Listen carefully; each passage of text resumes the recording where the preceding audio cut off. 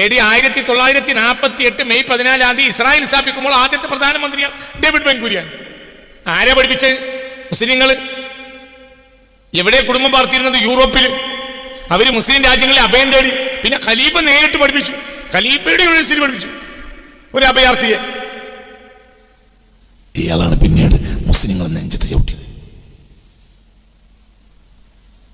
അയാൾ ചെയ്തത് പോലും തെറ്റാണെന്ന് പറയാൻ ലോകം തയ്യാറായില്ല. എന്താ കാരണം? മുഹമ്മദിയത്തിനോടുള്ള ദേഷ്യം. സല്ലല്ലാഹു അലൈഹി വസല്ലം.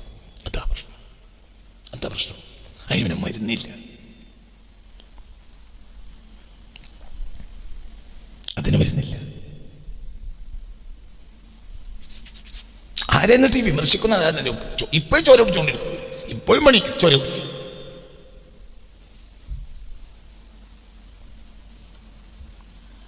യമനിൽ അമേരിക്കയുടെ ഉപരോധം നടന്നതിൻ്റെ പേരിൽ കഴിഞ്ഞ 2018-ൻ്റെയും 2023-ൻ്റെയും ഇടയിൽ ലക്ഷക്കണക്കിന് കോടിക്കണക്കിന് തന്നെ പറയാം, ലക്ഷക്കണക്കിന് വൃദ്ധരും കുട്ടികളും പെണ്ണുങ്ങളും ഭക്ഷണമില്ലാതെ മരിച്ചിട്ടുണ്ട് ഈ കഴിഞ്ഞ 8 കൊല്ലത്തിനിടയിൽ. അമേരിക്ക നടത്തിയ വിരോധം എന്തുകൊണ്ട് യമനിലേക്ക് ഇപ്പോൾ നടത്തിക്കൊണ്ടിരിക്കുക? ഇപ്പോൾ ഈ നോമ്പിനും ഭക്ഷണത്തിന് വേണ്ടി കീഴാണ് ഗസ. ആരോ വിരോധിക്കുന്നത്? ഇസ്രായേൽ. മനുഷ്യൻ ആത്മാവിനാലും ശരീരത്താലും സമഞ്ജസമായി ഉണ്ടാക്കപ്പെട്ട ഒരു സൃഷ്ടിയാണ്. പരിവർത്തനം നടത്തപ്പെടുന്നത് ചിലപ്പോൾ ആത്മാവിൻ്റെ വേദന കൊണ്ട്, ഡയറക്റ്റ് ആത്മാവിനുള്ള ആത്മനൊമ്പരങ്ങൾ കൊണ്ട് ഒരു വ്യക്തിക്ക് പരിവർത്തനം ഉണ്ടാവും. എങ്ങനെയാണ് ആത്മനൊമ്പരങ്ങൾ കൊണ്ട് പരിവർത്തനം ഉണ്ടാവുക? ആത്മാവിനെ മാറ്റപ്പെടുത്താവുന്ന അതിശക്തമായ ആശയങ്ങളെ ആത്മാവ് ഉൾക്കൊള്ളും. അങ്ങനെ ആത്മാവ് പരിവർത്തനപ്പെടും. അപ്പോൾ ശരീരവും പരിവർത്തനപ്പെടും. എന്നാൽ വേറെ ചില മനുഷ്യർ അവർ ഒരാശയം ഒരിക്കലും അവരുടെ ആത്മാവിനെ ഡയറക്റ്റ് പരിവർത്തനപ്പെടുത്തൂല്ല. അപ്പോൾ അവർക്ക് ഫിസിക്കലായ ഇടപെടലുകൾ വേണ്ടി വരും. അതാണ് യുദ്ധം. ഈ ഫിസിക്കലായ ഇടപെടൽ കൊണ്ട് ചിലപ്പോൾ ചില ആളുകൾ, ചില ദുഷ്ടാത്മാക്കൾ കൊല ചെയ്യപ്പെട്ടേക്കാം. അതുണ്ടാവും.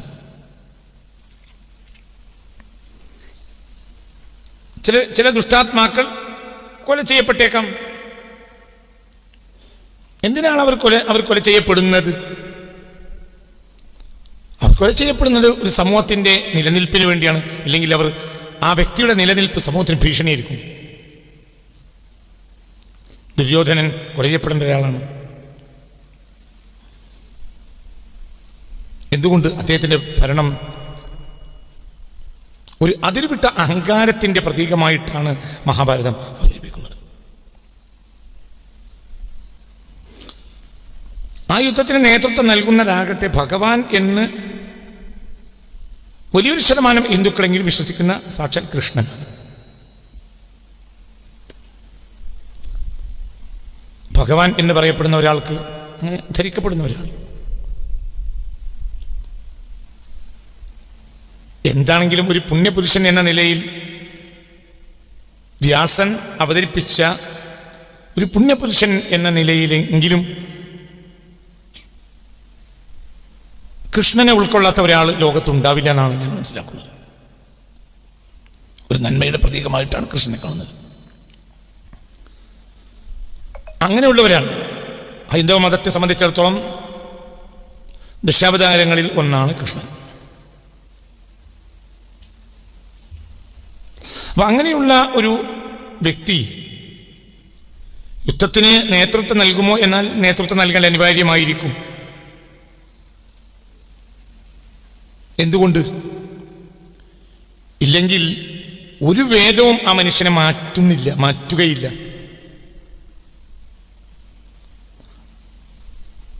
ഒരു വേദവും അയാളെ മാറ്റില്ല. ചിലപ്പോൾ യുദ്ധത്തിൽ അയാൾ നന്നായേക്കാം, ചിലപ്പോൾ യുദ്ധത്തിൽ അയാൾ ചെയ്യപ്പെട്ടേക്കാം. ഇതാണ് വേദങ്ങൾ പറഞ്ഞ യുദ്ധങ്ങളെല്ലാം ആധുനിക യുദ്ധങ്ങൾ പോലെയല്ല. പല യുദ്ധങ്ങളും ബൈബിൾ പറയുന്നുണ്ട്. പഴയ നിയമത്തിലൊക്കെ പല യുദ്ധങ്ങളുണ്ട്. തോറ പറയുന്ന യുദ്ധങ്ങളുണ്ട്, ജൂതമതത്തെ സംബന്ധിച്ചിടത്തോളം അടിസ്ഥാനപരമായ വേദഗ്രന്ഥമാണ് തോറ. തോറ പറയുന്ന യുദ്ധങ്ങളും ഉണ്ട്. ബൈബിൾ പഴയ നിയമത്തിൽ ഒരുപാട് യുദ്ധങ്ങളുടെ കഥ പറയുന്നുണ്ട്. ഖുർആനും പറയുന്നുണ്ട്.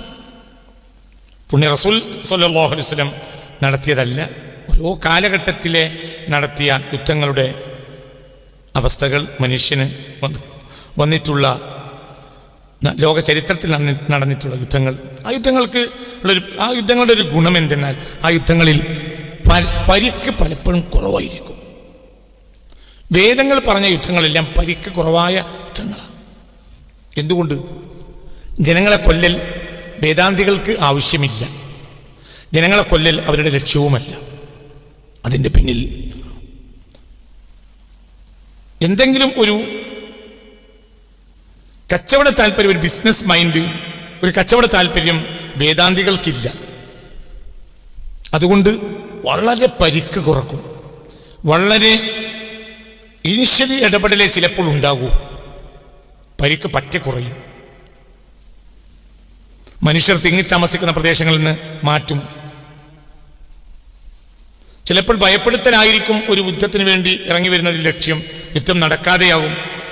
യുദ്ധം നടക്കാൻ ഇഷ്ടമുണ്ടാവില്ല ഈ വേദാന്തികൾക്ക്. ഈ വേദാന്തികൾ ചിലപ്പോൾ പ്രവാചകന്മാരായിരിക്കാം, അലൈഹിസ്സലാത്തു വസ്സലാം, അല്ലെങ്കിൽ മഹർഷിമാരായിരിക്കാം. അതായത് ലോകത്തെ മൊത്തം വേദങ്ങൾ, മതഗ്രന്ഥങ്ങൾ പറഞ്ഞിട്ടുള്ള യുദ്ധങ്ങളെല്ലാം പരമാവധി പരിക്ക് കുറച്ച യുദ്ധങ്ങളാണ്. അതിലേറ്റവും പരിക്ക് കുറഞ്ഞ യുദ്ധം ഇസ്ലാം നടത്തിയ യുദ്ധങ്ങളാണ്. ഇസ്ലാം നടത്തിയ യുദ്ധങ്ങളിൽ പരിക്ക് വളരെ കുറവാണ്. ആകെ മുസ്ലിങ്ങളുടെ ഏറ്റവും വലിയ യുദ്ധം എന്ന് വിചാരിക്കുന്ന യുദ്ധത്തിൽ ആകെ മരിക്കുന്നത് 84 ആളുകൾ. ഓൺലി 84%. 70 ആളൊരു ഭാഗത്തും 14 ആളൊരു ഭാഗത്തും ഓൺലി. അതേസമയത്ത് കോടിക്കണക്കായ മനുഷ്യർ കൊല ചെയ്യപ്പെടുന്ന യുദ്ധങ്ങളാണ് ആധുനിക യുദ്ധങ്ങളൊക്കെ. എന്തുകൊണ്ട്? ആ യുദ്ധങ്ങൾക്കെല്ലാം ബിസിനസ് താല്പര്യമുണ്ട്, പൊളിറ്റിക്കൽ താല്പര്യമുണ്ട്. വേദങ്ങൾ നടത്തിയ യുദ്ധങ്ങളൊന്നും പൊളിറ്റിക്കൽ വാർസ് അല്ല, പകരം സ്പിരിച്വൽ വാർസാണ്. അതായത് ലക്ഷ്യം സ്പിരിച്വൽ ഇടപെടലാണ്. അത് ചിലപ്പോൾ നടക്കാതെയാവുമ്പോൾ ഫിസിക്കൽ ഇടപെടലുണ്ടാവുക. നിങ്ങളത് ചിന്തിക്കും. 50 ലക്ഷം, കോടിക്കണക്കിന് 4 കോടിയോളം ആളുകൾ ഒന്നാം ലോക മഹായുദ്ധത്തിൽ കൊല ചെയ്യപ്പെടുക. അത് നിങ്ങൾ ചിന്തിക്കും. കോടികൾ. ഞാൻ എൻ്റെ ഓർമ്മയിൽ എടുത്ത് പറയുകയാണ്. അതിൻ്റെ ഇരട്ടിയിലേറെ കോടി ആളുകൾ രണ്ടാം ലോക മഹായുദ്ധത്തിൽ കൊല ചെയ്യപ്പെട്ടു. ഒന്നാം ലോക മഹായുദ്ധം കഴിയുമ്പോൾ തുർക്കിയുടെ കീഴിലുള്ള മുസ്ലിങ്ങളെ 50 ലക്ഷം മുസ്ലിങ്ങളെ മാത്രം അമേരിക്കയും ബ്രിട്ടനും കൊന്നു. 50 lakh. തുർക്കിയുടെ കീഴിലുള്ള മുസ്ലിങ്ങളെ മാത്രം 50 ലക്ഷം മുസ്ലിങ്ങളെ അമേരിക്കയും ബ്രിട്ടനും കൊന്നു ഒന്നാം ലോക മഹായുദ്ധത്തിൽ. കോടികൾ അനവധി കോടി ആളുകളെയാണ് കൊലപ്പെടുത്തിയത് രണ്ടാം ലോക മഹായുദ്ധത്തിൽ. ക്രൂരതയുടെ വിളയാട്ടമാണ് സത്യത്തിൽ 1ഉം 2ഉം മഹായുദ്ധങ്ങൾ.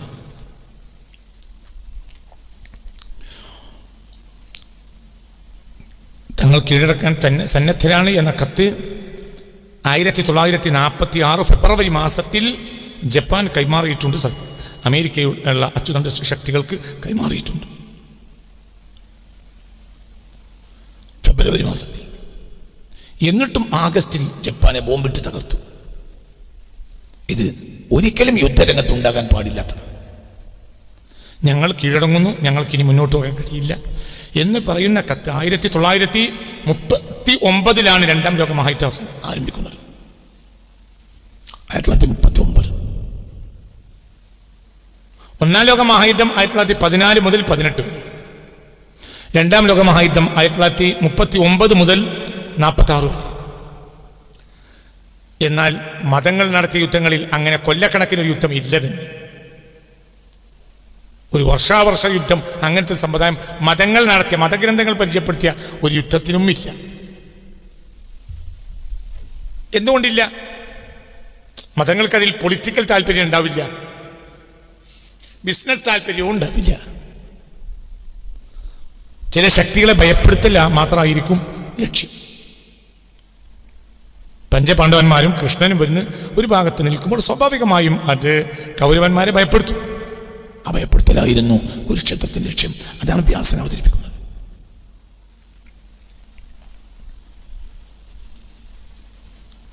പുണ്യ റസൂൽ യുദ്ധത്തിന് പോകുന്ന സയ്യിദുനാ അലിയോട് പറയുന്നുണ്ട്, ഇദാ നസൽത ഫീ സാഹതിഹിം ഫലാ തർഫഅ സൈഫക, നീ അവരുടെ മൈതാനിയിൽ ഇറങ്ങിയാൽ പോലും വാൾ ഉയർത്തരുത്, അവരോട് മാന്യമായി സംസാരിക്കണം. ഫഇൻ അബൗ ഫഖുൽ മറത്തൻ സാനിയ, അവരെതിർത്താൽ വീണ്ടും അവരെ സമ്മതിച്ചില്ലെങ്കിൽ വീണ്ടും ഒന്നും കൂടെ പറയണം. ഫഇൻ അബൗ, എന്നിട്ടും അവരെതിരെ നിൽക്കുകയാണെങ്കിൽ ഫഖുൽ മറത്തൻ സാലിസ, ഒന്നും കൂടെ പറയണം. അവർക്ക് യുദ്ധത്തിൽ നിന്ന് മാറി നിൽക്കേണ്ട അവസരങ്ങൾ കൊടുക്കണം. ഒന്നിനും അവർ തയ്യാറാകുന്നില്ലെങ്കിൽ മാത്രം അവസാനത്തെ പരിഹാരമാണ് യുദ്ധം. അപ്പോൾ തന്നെ മനുഷ്യത്വത്തിന്റെ പരമാവധി ചെയ്യും. പരമാവധി മനുഷ്യത്വങ്ങളിൽ കുട്ടികളെ ഉപദ്രവിക്കൂല, വൃദ്ധന്മാരെ ഉപദ്രവിക്കൂല, സ്ത്രീകളെ തീരെ ഒന്നും ഉപദ്രവിക്കൂല, കൃഷി നശിപ്പിക്കൂല, മരം വെട്ടൂല, മുറിവേറ്റ് കിടക്കുന്നവരെ മുറിവിൽ കുത്തൂല. നിയമങ്ങൾ കർശന. ആ നിയമങ്ങളിൽ ആരെങ്കിലും ഒരു പടയാളിയെങ്കിലും നിയമത്തിനെതിരെയാൽ അപ്പോൾ അയാളെ യുദ്ധരംഗത്ത് നിന്ന് പുറത്താക്കും.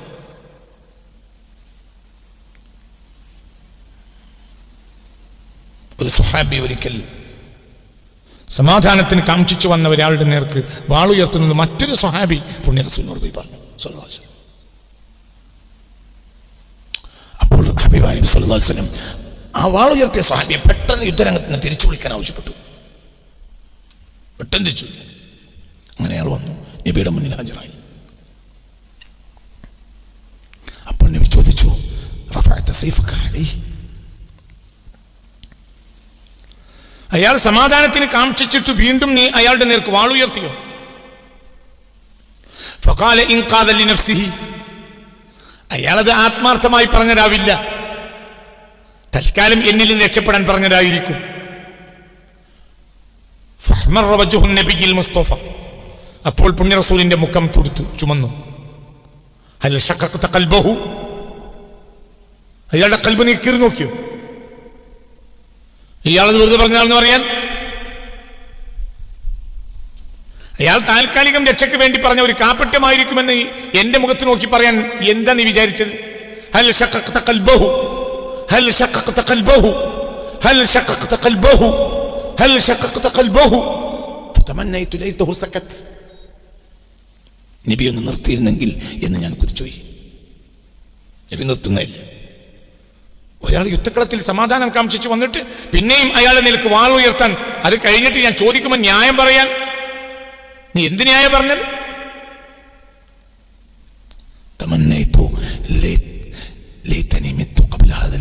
എനിക്ക് ഇന്നലെ മരിക്കാമായിരുന്നല്ലോ, എനിക്ക് ഈ ശകാരം കേൾക്കേണ്ടി വരുമായിരുന്നില്ലല്ലോ എന്ന് ഞാൻ ചിന്തിച്ചു.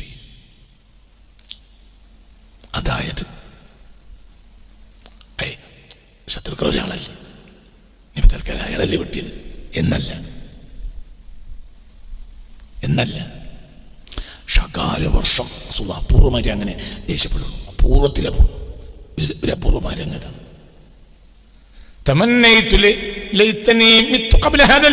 ഞാൻ ഇന്നലെ മരിച്ചുപോയെങ്കിൽ എത്ര നന്നായിരുന്നു. എനിക്ക് വിഷമം, എനിക്ക് വാക്കുകൾ കേൾക്കേണ്ടി വരില്ലായിരുന്നല്ലോ.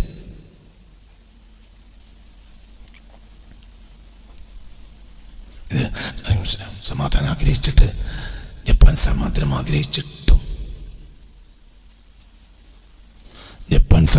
ആഗ്രഹിച്ചിട്ടും അമേരിക്കയും ബ്രിട്ടനും അത് ചെയ്തു. അവർക്ക് 2 ലക്ഷ്യങ്ങളുണ്ടായിരുന്നു. എന്താ ഒരു ലക്ഷ്യം? ശത്രുവിനെ പരമാവധി അപായപ്പെടുത്തുക. നിരപരാധികൾ എന്ന കണക്കൊന്നും അവർക്കില്ല. എന്നിട്ട് അവര് ഹിരോഷിമയിലും തൊട്ടടുത്ത ദിവസം നാഗസാക്കിയിലും ബോംബിട്ടു. ലക്ഷക്കണക്കിന് നിരപരാധികളെ കൊന്നു. നിരപരാധികളെ കൊല്ലുന്ന ഒരു യുദ്ധം വേദഗ്രന്ഥങ്ങൾ പറഞ്ഞിട്ടില്ല.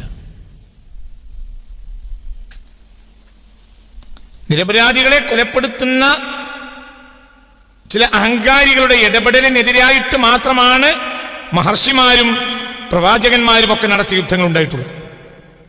അത്രേ ഉള്ളൂ. ചിന്തിക്കണം.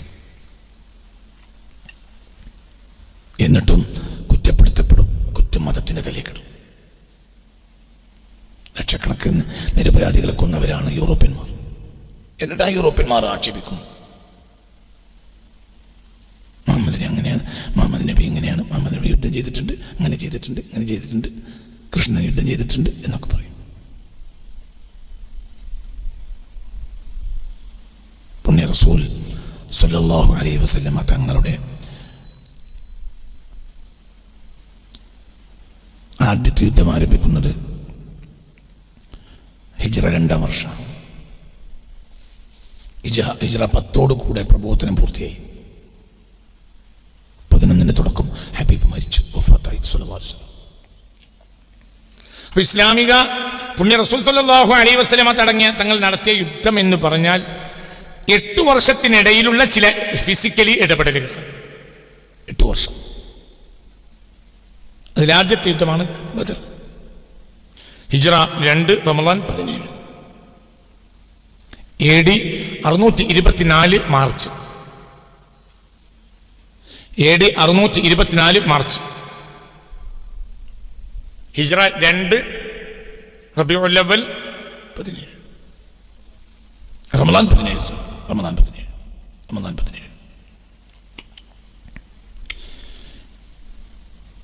ഹിജ്റ AD 632 ജൂൺ 8 പുണ്യ റസൂൽ വഫാത്തായി സ്വല്ലല്ലാഹു അലൈഹി വസല്ലം.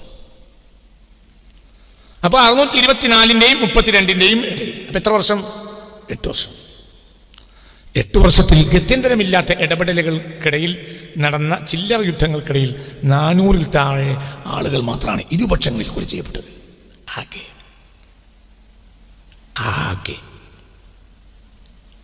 അതാണ് മുഹമ്മദ് യുദ്ധക്കുതിയനെന്ന് പറഞ്ഞു നടക്കുന്നത്. മനസ്സിലായില്ല? ഒന്നുകൂടി പറയാം. സല്ലല്ലാഹു അലൈഹി വസല്ലം ആരത് പറയുന്നത്? കോടിക്കണക്കായ ജനങ്ങളെ യുദ്ധത്തിൽ ഇന്നും പണിയതാ. ഇന്നും അതാ പണി. ഇന്നും അവർ പണിയതാ. എന്താണ് അവർ ഗസയിൽ ചെയ്യുന്നത്? ഒരു ജനതയുടെ നാട്ടിൽ പോയിട്ട് ആ നാടിനെ വളച്ചു കെട്ടണം, എന്നിട്ട് അവരെ കൊല്ലുക.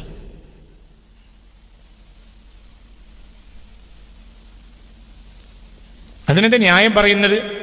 എന്താ ന്യായം? ഒരു വീഡിയോ വലിച്ചവനോട് ഖുർആനിൽ ആയത്തുണ്ടോന്ന് ചോദിച്ചു. ഒരാൾ വീഡിയോ വലിക്കുന്നു. അപ്പോൾ മറ്റൊരാൾ പറഞ്ഞു വീഡിയോ വലിക്കൽ ഹറാമാണ്. അപ്പോൾ വീഡിയോ വലിച്ചവൻ ചോദിച്ചു ഹറാമാണെന്ന് പറയുന്നത് ഖുർആനിൽ ആയത്തുണ്ടോ? എന്താ വെച്ചാൽ ഖുൽ ഹുവല്ലാഹു അഹദ് അല്ലാഹു സമദ് ലം യലിദ് വലം യൂലദ് വലം യകുൽ ലഹു കുഫുവൻ അഹദ്. അപ്പോൾ കേട്ടവരൊക്കെ അംഗീകരിച്ചു. ആയത്തിനെങ്കിൽ അവനെ വിളിക്കണ്ട എന്ന് പറഞ്ഞു. ഇതാണ് ലോകത്തിൻ്റെ ഇന്നത്തെ ബുദ്ധി.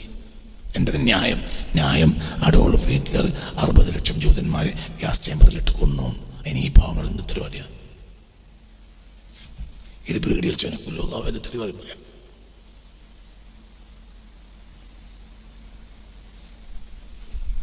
ഇതിലും വലിയ അക്രമം എന്താ? എന്നതൊരു അക്രമമാണെന്ന് ബുദ്ധി മരവിച്ച ആധുനിക ലോകം അംഗീകരിക്കൂല. എന്തൊരു അക്രമം!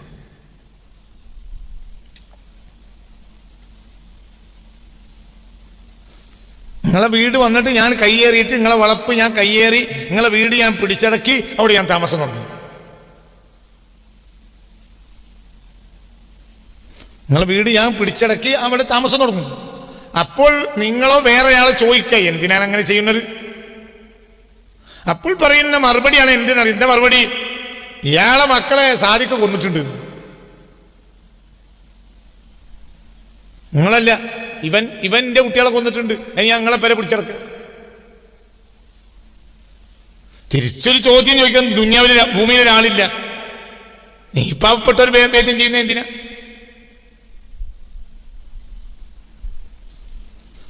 ലോക ചരിത്രത്തിൽ നിർഭയരായും സന്തോഷത്തോടെയും ജൂത ജനത വസിച്ച ഒരു സാഹചര്യമുണ്ടെങ്കിൽ അത് ഇസ്ലാമിക ഭരണത്തിന് കീഴിൽ മാത്രമാണ്. അത് അമവി ഖിലാഫത്തായാലും അബ്ബാസി ഖിലാഫത്തായാലും ഒട്ടോമൻ ഖിലാഫത്തായാലും മംലൂക്കി ഖിലാഫത്തായാലും അങ്ങനെയാണ്. അഹ്ലി കിതാബിന്റെ പരിഗണന, വേദം ലഭിക്കപ്പെട്ട ജനതയുടെ പരിഗണന, പരമാവധി ഉപദ്രവിക്കാതിരിക്കൽ, പരമാവധി സഹായം ചെയ്യൽ. ഒരു ജൂതനായ കർഷകൻ, ഉമർ ഇബ്നു ഖത്താബ് റളിയല്ലാഹു അൻഹു ഭരിക്കുന്ന രാജ്യത്ത് ഒരു ജൂതനായ കർഷകൻ, വയസ്സനുമായ ജൂതനായ ഒരു കർഷകൻ യാചിക്കുന്നത് കണ്ടപ്പോഴാണ് കാർഷിക വൃത്തിയിൽ ഏർപ്പെട്ട ആളുകൾക്ക് പെൻഷൻ കൊടുക്കാൻ ഉമർ ഇബ്നു ഖത്താബ് തീരുമാനിച്ചു. ആദ്യത്തെ കാർഷിക പെൻഷൻ നടപ്പിലാക്കിയത് സയ്യിദ്നാ ഉമറാണ്.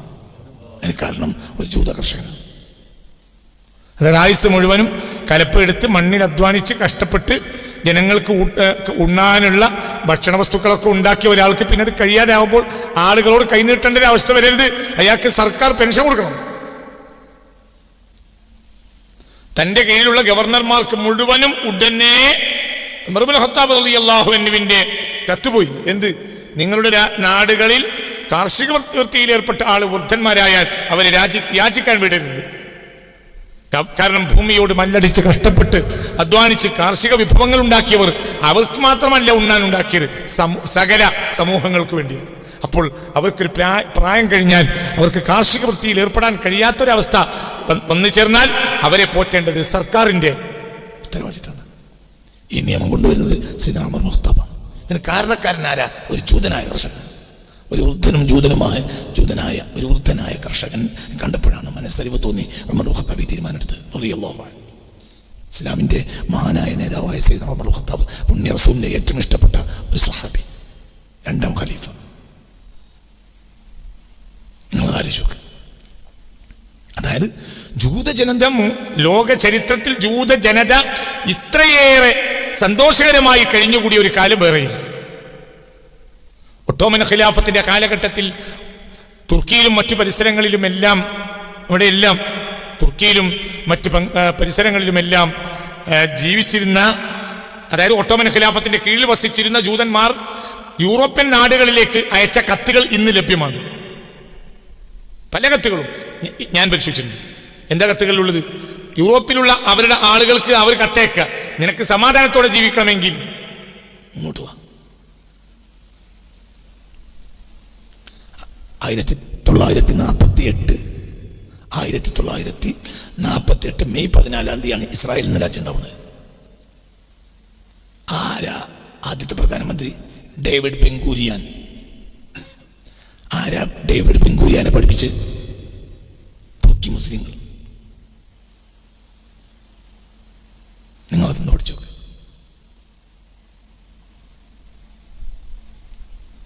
യൂറോപ്പിന്റെ വേദ്യം ചെയ്യലിൽ, കഷ്ടപ്പെടുത്തലിൽ ബുദ്ധിമുട്ടിയ ഡേവിഡ് ബെൻ ഗൂരിയാനും കുടുംബവും മുസ്ലിം രാജ്യത്ത് അഭയം തേടും. ഖലീഫ നേരിട്ട് നടത്തുന്ന യൂണിവേഴ്സിറ്റിയിലാണ് ബെൻ ഗൂരിയാൻ പഠിക്കുന്നത്. മനസ്സിലായോ പറഞ്ഞത്? നിങ്ങളതൊക്കെ ആലോചിക്കുക. ഈ ഡേവിഡ് ബെൻ ഗൂരിയാനാണ് പിന്നീട് ഒട്ടോമൻസിനെ ചതിച്ചത്. ഡേവിഡ് ബെൻ ഗൂരിയാനെ പഠിപ്പിക്കുന്നത് ഖലീഫയാണ്. ഖലീഫയുടെ കീഴിലുള്ള യൂണിവേഴ്സിറ്റിയിലാണ്. എന്തുകൊണ്ടാണ് ഡേവിഡ് ബെൻ ഗൂരിയാന്റെ കുടുംബം യൂറോപ്പിൽ നിന്ന് വന്നത്? യൂറോപ്പിൽ ജൂതന്മാർക്കുണ്ടാവുക വളരെ വലിയ കഷ്ടപ്പാട്. ആ കഷ്ടപ്പാടിൽ യൂറോപ്പിൽ നിന്ന് പറിച്ചു നടപ്പെട്ട കുടുംബമാണ് ഡേവിഡ് ബെൻ ഗൂരിയാന്റെ കുടുംബം. ഇസ്രായേലിന്റെ ആദ്യത്തെ പ്രധാനമന്ത്രിയാണ് ഡേവിഡ് ബെൻ ഗൂരിയാൻ. ഇന്ന് ടെല്ലവീവിലെ ഏറ്റവും പ്രധാനപ്പെട്ട എയർപോർട്ട് ബെൻ ഗൂരിയാന്റെ പേരിൽ, ബെൻ ഗൂരിയാൻ എയർപോർട്ട്. ഞാൻ എയർപോർട്ടിൽ പോയിട്ടുണ്ട്. ഡേവിഡ് ബെൻ ഗൂരിയാന്റെ എയർപോർട്ട് പേരില്ല. AD 1948 മെയ് 14 ഇസ്രായേൽ സ്ഥാപിക്കുമ്പോൾ ആദ്യത്തെ പ്രധാനമന്ത്രിയാണ് ഡേവിഡ് ബെൻ ഗൂരിയാൻ. ആരാ പഠിപ്പിച്ചത്? മുസ്ലിങ്ങൾ. എവിടെ കുടുംബം പാർത്തിരുന്നത്? യൂറോപ്പിൽ. അവര് മുസ്ലിം രാജ്യങ്ങളിൽ അഭയം തേടി. പിന്നെ ഖലീഫ നേരിട്ട് പഠിപ്പിച്ചു. ഖലീഫയുടെ യൂണിവേഴ്സിറ്റി പഠിപ്പിച്ചു ഒരു അഭയാർത്ഥിയെ. ഇയാളാണ് പിന്നീട് മുസ്ലിങ്ങളെ നെഞ്ചത്ത് ചവിട്ടിയത്. അയാൾ ചെയ്തത് പോലും തെറ്റാണെന്ന് പറയാൻ ലോകം തയ്യാറായില്ല. എന്താ കാരണം? മുഹമ്മദിയത്തിനോടുള്ള ദേഷ്യം. സല്ലല്ലാഹു അലൈഹി വസല്ലം. എന്താ പ്രശ്നം? അതിന് മരുന്നില്ല. അതിന് മരുന്നില്ല. എന്നിട്ട് വിമർശിക്കുന്ന ഇപ്പോഴും ചോര പിടിച്ചുകൊണ്ടിരിക്കുന്നു, ഇപ്പോഴും പണി ചോര പിടിക്കും.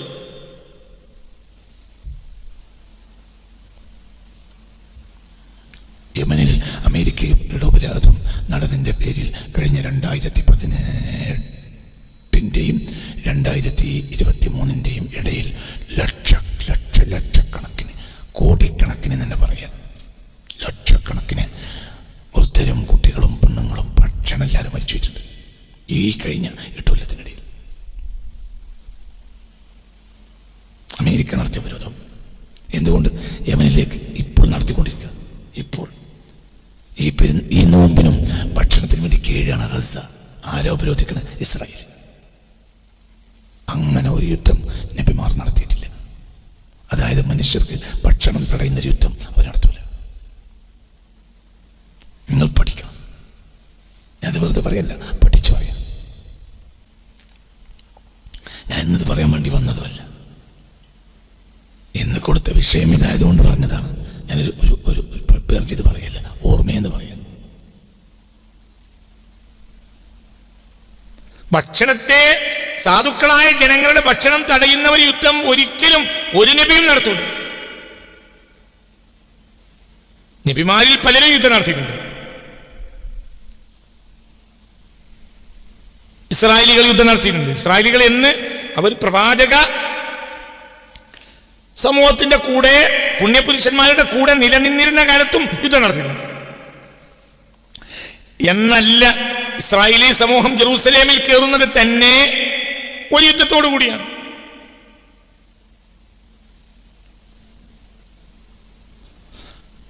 അതിലൊക്കെ യുദ്ധം ഉണ്ടായിട്ടുണ്ട്. പക്ഷെ യുദ്ധങ്ങൾ ഒരിക്കലും ക്രൂരതയുള്ള യുദ്ധം നടത്തിയിട്ടേയില്ല.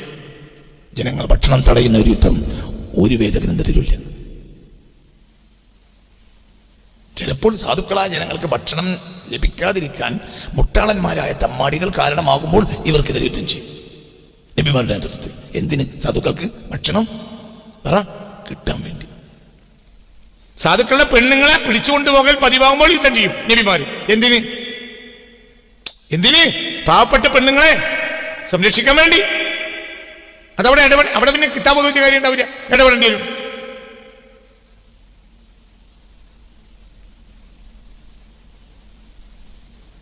അനവധി പട്ടാളക്കാർ കൂടിയിട്ട് ഈ കഴിഞ്ഞ ആഴ്ച ഒരു ഫലസ്തീനി പെൺകുട്ടിയെ റേപ്പ് ചെയ്തു കൊന്നു.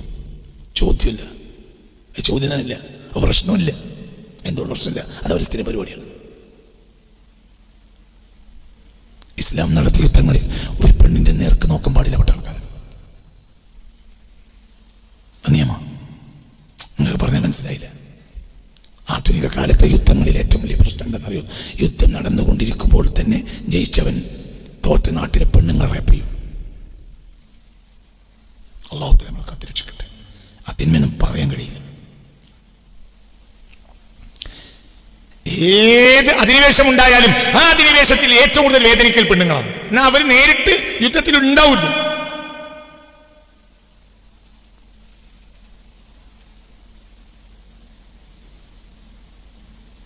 ഈ കഴിഞ്ഞ നൂറ്റാണ്ടിന്റെ അവസാന ഭാഗത്താണ് ബോസ്നിയൻ യുദ്ധം നടക്കുന്നത്. യുദ്ധമെന്ന് പറയേണ്ട, അധിനിവേശം ഏറ്റപ്പെട്ടൽ. മാനവകുലം കണ്ടതിൽ ഏറ്റവും മൃഗീയമായ റേപ്പ് നടത്തിയത് ബോസ്നിയൻ മുസ്ലിം സ്ത്രീകളെയാണ്. യൂറോപ്പ് അത് പറയാൻ കഴിയില്ല. എന്നിട്ട് എന്ത് ഇവർക്ക് പ്രശ്നം? ബോസ്നിയൻ മുസ്ലിം സ്ത്രീകളെ യൂറോപ്പിലെ തമ്മാടികളായ പട്ടാളക്കാർ ചെയ്ത വൃത്തികേട് പോലെയുള്ള ഒരു വൃത്തികേട് മാനവ ചരിത്രം കണ്ടിട്ടുണ്ടാവില്ല. അത് പറയാൻ പോലും കഴിയില്ല. അതിൻ്റെ റിപ്പോർട്ടുകൾ പോലും ഇന്ന് പുറത്തില്ല. വീണ് കിട്ടിയ റിപ്പോർട്ടുകൾ എന്നാണ് ഞാൻ പറയുന്നത്. വീണ് കിട്ടിയ റിപ്പോർട്ടുകൾ.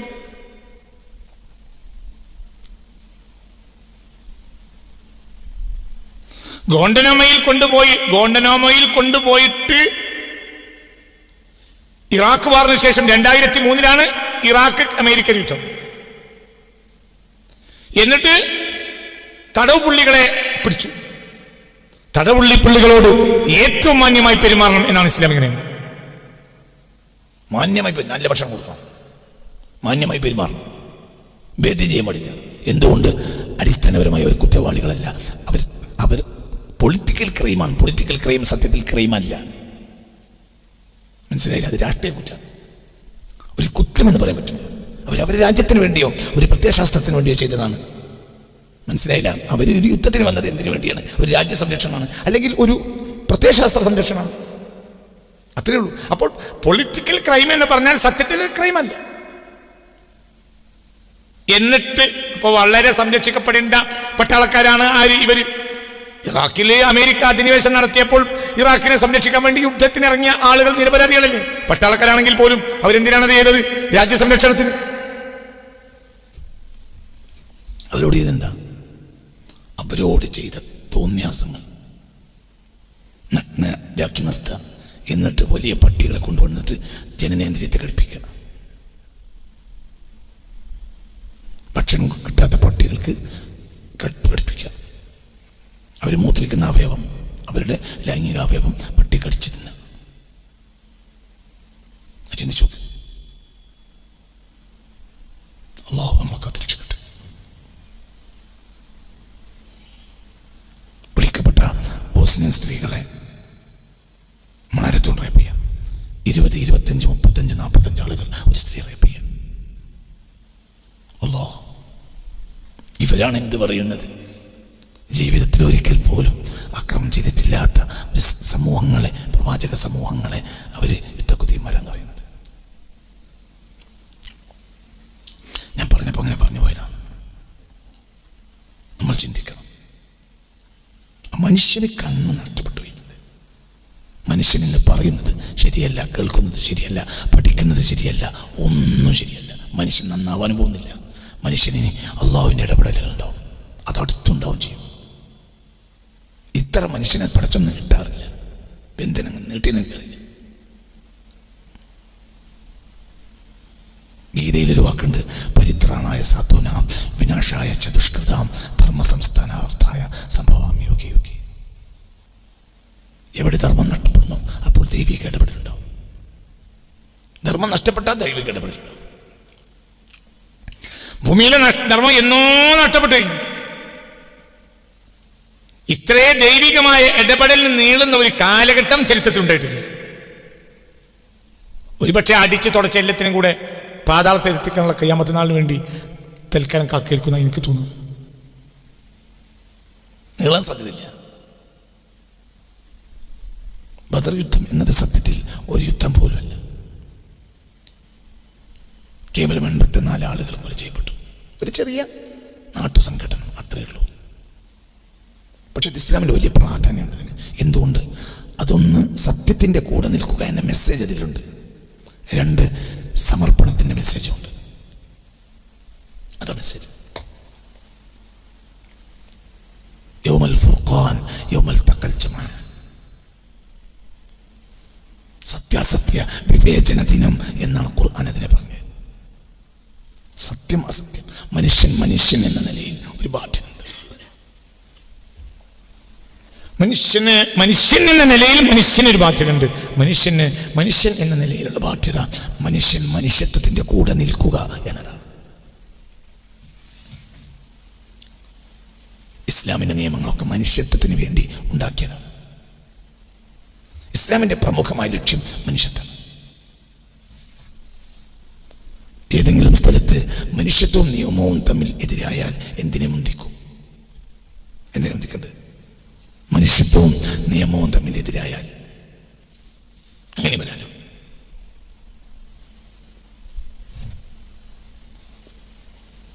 ധർമ്മവും നിയമവും തമ്മിൽ എതിരായാൽ ഞാൻ ധർമ്മത്തിന്റെ കൂടെ നിൽക്കും എന്ന്, ഞാൻ നിയമം ലംഘിക്കും എന്ന് ഗാന്ധിജി പറഞ്ഞിട്ടുണ്ട്. അതാണ് ആ വാക്ക്, അതാണ് നിയമം, അതാണ് അടിസ്ഥാനം. എന്ത്? ധർമ്മവും നിയമവും തമ്മിൽ എതിരായാൽ ഞാൻ നിയമം ലംഘിക്കും, എന്നിട്ട് എന്തിൻ്റെ കൂടെ നിൽക്കും? ധർമ്മത്തിനോട് നിൽക്കും. ചിലർ ഇരുമ്പോലൊക്കെ പോലെ നിൽക്കും. നിയമം ചിലപ്പോൾ ലംഘിക്കുകയും ചെയ്യും. എന്തിന്? ധർമ്മത്തിനുണ്ട്. ധർമ്മം ലംഘിക്കൂല, കാരണം ഇതൊക്കെ ഉണ്ടാക്കിയ ധർമ്മത്തിന് വേണ്ടിയാണ്. ധർമ്മം ലംഘിക്കാൻ പാടില്ല, മനുഷ്യത്വം ലംഘിക്കാൻ പാടില്ല.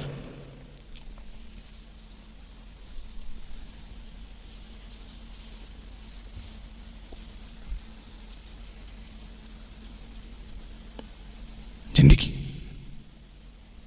മനുഷ്യത്വം ലംഘിക്കും. മനുഷ്യത്വത്തിന്റെ മേലെ ഒന്നുമില്ല. മനുഷ്യത്വത്തിന്റെ മേലെ ഒന്നുമില്ല. സോഷ്യൽ മീഡിയയിൽ ഈ കഴിഞ്ഞ ആഴ്ച ഞാനങ്ങനെ ഒരു കാര്യം കണ്ടു. ഒരാളോട് ചോദിക്കുക. എന്താ ചോദിക്കുന്നത്?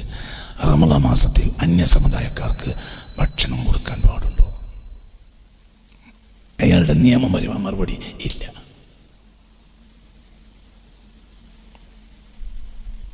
ഞാൻ പറയുന്നു ഉണ്ട്. അയാൾക്ക് നോമ്പില്ല, അയാൾ മുസ്ലിമാണ്. ആ മുസ്ലിമിന് നോമ്പില്ല, മുസ്ലിമിൻ്റെതാണ് നോമ്പ്. അയാൾക്ക് ഭക്ഷണം ലഭിക്കാൻ നിങ്ങളുടെ അടുക്കളയും നിങ്ങളും അല്ലാത്ത പരിഹാരം ഇല്ലെങ്കിൽ നിങ്ങൾ അയാൾക്ക് ഭക്ഷണം കൊടുത്തിരിക്കണം. എന്തുകൊണ്ട്? നിയമങ്ങളെല്ലാം മനുഷ്യത്വത്തിന് വേണ്ടി വന്നതാണ്. മനുഷ്യത്വത്തിനെ ബന്ധിക്കുന്നത്. മുഹമ്മദിന്റെ കടയിൽ നിന്ന് ഉച്ചക്ക് ഭക്ഷണം കഴിച്ചിരുന്ന ഒരു സംഘം തൊഴിലാളികൾ, ഇവിടുന്ന് ഇപ്പോഴത്തെ നമ്മളെ തൊഴിലാളികൾ ആ നാട്ടിൽ നിന്നുള്ള തൊഴിലാളികളാവില്ല. 90% തൊഴിലാളികൾ ആ നാട്ടുകാരല്ല. അല്ലെ? അങ്ങനെ തന്നെയല്ലേ? ഒന്നിരിക്കലും അവർ ബീഹാരികളായിരിക്കും, ഒറീസക്കാരായിരിക്കും, ബീഹാരികളായിരിക്കും, അല്ലെങ്കിൽ മലയാളികൾ തന്നെ. പക്ഷേ ഒരു 4-5 ഗ്രാമം അപ്പുറത്തായിരിക്കും. കാരണം ഇന്ന് പഴയകാലത്ത് ഓരോ നാട്ടിലെ ആളുകൾ ആ നാട്ടിൽ തൊഴിലെടുക്കും. ഇപ്പം അങ്ങനെയല്ല. കമ്പിപ്പണിക്ക് വന്ന ആള് 10-15 കിലോമീറ്റർ അപ്പുറത്തായിരിക്കും. രാവിലെ ബൈക്ക് എടുത്താൽ അയാൾക്ക് 10 മിനിറ്റ് ഇവിടെ എത്താം. അങ്ങനെ തന്നെയല്ലേ? സിമെന്റ് പണി അങ്ങനെയൊക്കെ അങ്ങനെയല്ലേ? ആ നാട്ടുകാരായ ആളുകൾ കുറവ് 99% ആ നാട്ടുകാരാവും. അയാൾ ഈ മമ്മദിന്റെ അവര് ഉച്ചക്ക് 10 മണിക്ക് ഉച്ചക്കൊക്കെ ഈ മമ്മദിന്റെ കടയിൽ വരും. അവിടുന്ന് പൊറാട്ടയും ചായയും കഴിക്കും, ഉച്ചക്ക് ചോറ് അവിടുന്ന് കഴിക്കും, അവിടെ പണിയെടുക്കും. ഷാബാൻ 30 ആയപ്പോൾ മമ്മദ് ഇങ്ങനെ പറയാം, നാളെ പോട്ടും നിങ്ങൾ മാധവന്റെ കടയിൽ നിന്ന് കഴിക്കണേ, അങ്ങനെ പറയാം. അങ്ങനെ പറഞ്ഞാൽ അവിടെ ഒരു മാധവന്റെ കട വേണം. മാധവന്റെ കട ഇല്ലെങ്കിലോ നാളെ മുതൽ ഇവിടെ ഓഫാണ് ഉണ്ടാവില്ല. അങ്ങനെ പറയില്ലെങ്കിൽ കാക്കി. നമ്മളിപ്പോൾ ഈ പണി തുടങ്ങിയിട്ട് നിങ്ങളെ കടയിൽ നിന്ന് എത്തുന്നിട്ടുള്ളൂ. പിന്നെ ഏതോ നാട്ടിൽ പോയി ഭക്ഷണം കഴിച്ചാൽ ഈ പണിയെടുക്കാൻ കഴിയില്ല, ഈ വെയിലത്ത് പോകാനും കഴിയില്ല. നമ്മൾ സ്ഥിരം 5-6 മാസമായില്ലേ നിങ്ങൾ കരുതി വന്നതാണ്. ഞങ്ങളൊരു കട ഉള്ളത് കൊണ്ടാണ് ഞങ്ങൾ ഈ പണിയോടെ ഏറ്റവും മാനമര്യാദയ്ക്ക് ഭക്ഷണം കിട്ടും. ഇപ്പോൾ 99% തൊഴിലുകളിലും പുരക്കാർ ഭക്ഷണം കൊടുക്കില്ല, ഒക്കെ കരാറാണ്. അങ്ങനെ തന്നെ നിങ്ങൾ ഏതോ കിതാബ് എഴുതിയെടുത്തിട്ട് സോഷ്യൽ മീഡിയയിൽ വിടുന്ന എന്തിന്? ഇത് എഴുതി വിടുന്ന ഹൃദയം ചത്തുപോയി ജാഹിൽ എന്താ ആലോചിക്കാത്തത്? എന്താണ് ആലോചിക്കാത്തത്? സാഹചര്യങ്ങൾ വിശദീകരിച്ചു കൊടുക്കണം. വേറെയും കടകൾ അവിടെ ഉണ്ടെങ്കിൽ അവന് നിർബന്ധമില്ല. എന്ത് പറയാം, അവിടെ നിന്നൊക്കെ കഴിക്കണേ പറയാം. അവർ വേറെ കടയില്ലെങ്കിലോ കടയില്ലെങ്കിലോ ഭക്ഷണം ഉണ്ടാക്കാൻ അവർക്ക് കഴിഞ്ഞോളൊന്നുമില്ല. ഇനിയിപ്പോൾ അവര് ഭക്ഷണം ഉണ്ടാക്കാൻ അവർക്ക് കഴിഞ്ഞോളൊന്നുമില്ല, അവർക്കിത് പരിചയം ഉണ്ടാവില്ല. ഭക്ഷണം ഉണ്ടാക്കുന്നവന് ഭക്ഷണം ഉണ്ടാക്കലാണ് തൊഴിൽ, പണിയെടുക്കുന്നവന് വേറെ പണിയെടുക്കും, അതാ തൊഴിൽ. അപ്പോൾ നീ നോമ്പ് പറഞ്ഞേക്കും, അവർക്ക് ഭക്ഷണം കൊടുക്കേണ്ടി വരും. എന്തുകൊണ്ട്? നിയമത്തിനേക്കാൾ വലുതാണ് എന്ത്? നിയമത്തെക്കാളും വലുതാണ് എന്ത്? മനുഷ്യത്വം. എന്തെങ്കിലും വിചാരിച്ച് അക്കൂട്ടത്തിലൊരു പൈസ കയറി എനിക്കിവിടെ ഭക്ഷണമില്ല, നീ വണ്ടി കിട്ടോ, ഞാൻ കുടുങ്ങിയിട്ട് ആ സാധുക്കൾ കൊണ്ട് ഉണ്ടാക്കി കൊടുക്കണം. എന്തെങ്കിലും പ്രശ്നം? ഇങ്ങനെ കയറിയപ്പോ 2 ഫീക്കന്മാർ കയറി, 2 പൈസയിലും മറ്റൊരാണ് കയറി. അപ്പൊ എന്താ പറയാ? എനിക്കിവിടെ ചോറില്ല. ഞാനോ കൂടുതൽ പണിയെടുക്കുന്നുണ്ട്, ഞാൻ കൂടുതൽ പണിയെടുക്കാതെ ചെയ്തോ, എനിക്കിവിടെ നോമ്പില്ല, ചോറില്ല. എന്തുകൊണ്ട്? മുസ്ലിമാണ്, എനിക്ക് പണിയേക്കാൾ പ്രധാന റമദാനിൽ നോമ്പാണ്, എനിക്ക് ഭക്ഷണം ഉണ്ടാവില്ല. അച്ഛനോട് കൃഷ്ണനും മാധവനും ആ സാധുക്കളാണ്, അവർക്ക് ഭക്ഷണം നോക്കി എൻ്റെ കടമ. അങ്ങനെ പറഞ്ഞാൽ ഏത് നിയമത്തെക്കാളും നമ്മൾ പരിഗണിക്കേണ്ടത് നിയമങ്ങൾ സാഹചര്യങ്ങളിൽ നടപ്പിലാക്കണം. അതിനൊത്ത സാഹചര്യം വന്നാൽ മാത്രം നിയമം നടപ്പിലാക്കുക. അല്ലെങ്കിൽ പിന്നെ മനസ്സിലാക്കേണ്ടത് പറയും മനുഷ്യത്വം നടപ്പിലാക്കേണ്ടത്. ഇസ്ലാമിൻ്റെ മുഴുവൻ കാര്യമാണ്. ഒരു പെണ്ണ് കിണറ്റിൽ വീണു, 10, 18, 19, 20 വയസ്സുള്ള യുവതിയായ ഒരു പെണ്ണ് കിണറ്റിൽ വീണു. ഇതാണെങ്കിലോ തായ്മലൊതുവാണ്. ഞങ്ങൾക്ക് മുത്തവജ്ജിലിനായി കൈകാലുകൾ മുഖവും പ്രകാശിക്കുന്നവനായിട്ട് മത്സരയിൽ എത്താൻ വേണ്ടിയിട്ട് നേരത്തെ കാലത്തെ നീർച്ചാക്കിയത മരിക്കണ ഒന്നുകൊണ്ട് ജീവിക്കണം. അതിന്റെ ഉമ്മ അവിടെ നിന്ന് വിളിച്ചു പറഞ്ഞേ, എന്റെ കുഞ്ഞാള് കിണറ്റിൽ വേണോ? അവിചാലോചിച്ച്, കുഞ്ഞാളല്ല, കുഞ്ഞാനാണെങ്കിൽ ഞാൻ പോയി എടുത്തിരുന്നു, ഇതിപ്പോ കുഞ്ഞാളായിപ്പോയല്ലോ, അതിനെനിക്ക് തൊടാൻ പറ്റൂലല്ലോ. ഒരു ചെറുപ്പക്കാരത്തി പെണ്ണല്ലേ, എനിക്ക് ഓളെ കിണറ്റിൽ നിന്ന് പൊക്കിയെടുക്കുമ്പോൾ എനിക്ക് വികാര വിചാരങ്ങൾ ഉണ്ടായാലോ, എനിക്ക് കൂളി എന്നെ നിർബന്ധമായാലോ. അങ്ങനെ നിർബന്ധിച്ചാൽ ആ സാധു ചത്തുപോയി, മരിച്ചുപോയി. പോയത്തക്കാര അവിടെ നിയമത്തിന് എന്ത് വിലയുള്ളത്? അവിടെ വില എന്തിനാ? മനുഷ്യത്തിനല്ലേ ഇങ്ങനെ വില? നിങ്ങൾ ഇവിടുന്ന് വരുന്നത് നിങ്ങളുടെ സോഷ്യൽ മീഡിയയിൽ എഴുതി വിടുക, എന്ത് അന്യ സമുദായക്കാർക്കും ഭക്ഷണം കൊടുക്കാൻ പാടില്ലാത്തതാണ് എന്നാ സാഹചര്യം പറയണം. ഇത് വായിക്കുന്ന ലക്ഷക്കണക്കിന് കോടിക്കണക്കിന് ഹൈന്ദവ ജനത ഇസ്ലാമിനെ തെറ്റിദ്ധരിക്കുക. ആരുടെ കാരണത്താൽ? ഈ പമ്പര വിട്ടിയായ തലയെ കെട്ടുകാരനെ വിട്ടിത്തരം കാരണത്താൽ. പറഞ്ഞങ്ങൾക്ക് മനസ്സിലാവും. അതൊങ്ങളും പോലെ കൂട്ടത്തിലാണെങ്കിൽ പോയിക്കൂടി. നിയമത്തെക്കാൾ മന്ദിക്കേണ്ടത് മനുഷ്യത്വം.